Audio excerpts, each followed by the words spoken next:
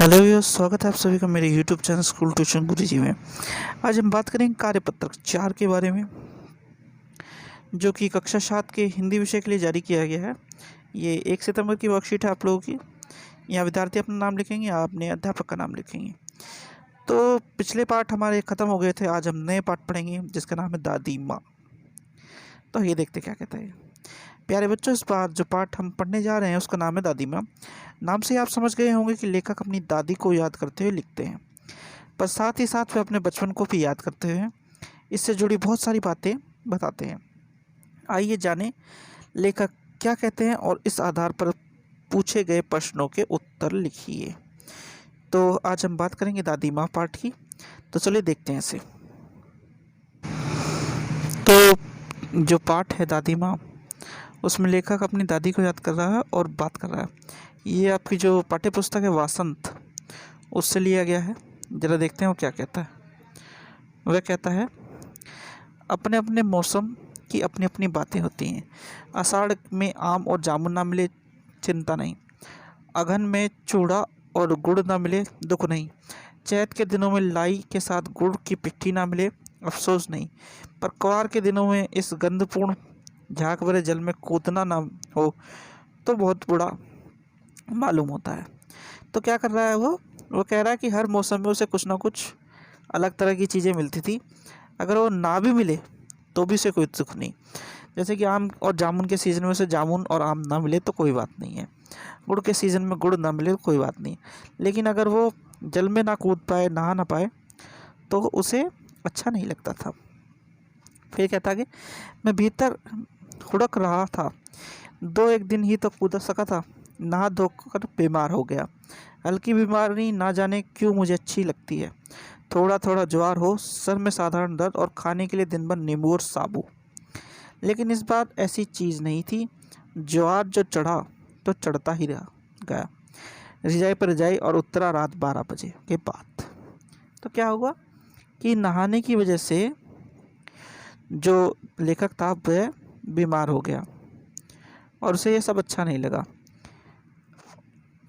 उसे हालांकि हल्की बीमारी अच्छी लगती थी, जब उसके थोड़ा सा बुखार होता था और थोड़ा थोड़ा शरीर में दर्द या सर में दर्द, और उसे दिन भर नींबू और साबूदाना खाने के लिए मिलता था।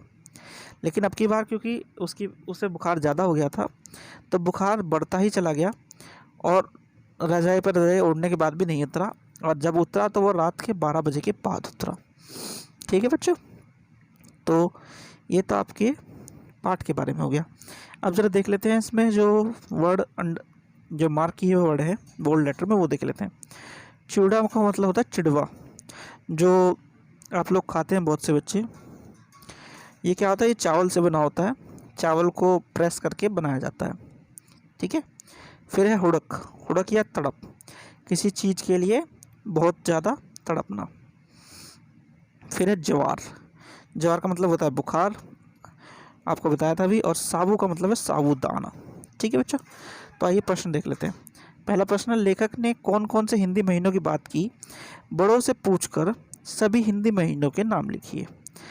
तो लेखक ने कौन से बात की, आषाढ़ की, है ना। लेखक ने बात की आषाढ़ की और चैत की। ठीक है, आषाढ़ और चैत की बात की। किसने बात की, लेखक ने। और बड़ों से पूछ करके सभी हिंदी महीनों के नाम लिखने हैं आपको। तो मैं कुछ महीनों के नाम बता देता हूँ, लेकिन वो अंग्रेजी महीनों में कब आते हैं ये आप बताइएगा। तो आपके महीने हैं चैत्र, बैसाख, जेठ, आषाढ़, श्रवण, भाद्रपद, अश्विन, कार्तिक, मार्गशीर्ष, पौष, मार्ग और फागुन। ये तो नाम हुए आपके किसके, हिंदी महीनों के। लेकिन ये अंग्रेजी महीनों में कब कब आते हैं ये भी आप बताइएगा। ठीक है बच्चों, जब आप लिखेंगे, मान लीजिए एक उदाहरण दे देता हूँ मैं। चैत्र,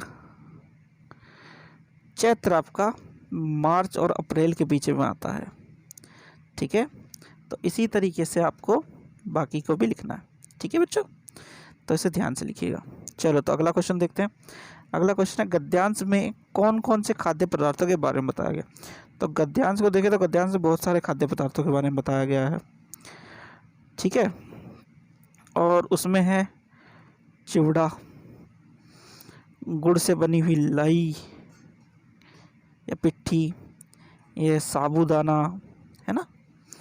तो खाद्य पदार्थ ये बताए गए हैं। चलो तो आगे देखते हैं। आगे है लेखक बीमार कैसे हुआ, उसे कैसी बीमारी अच्छी लगती थी।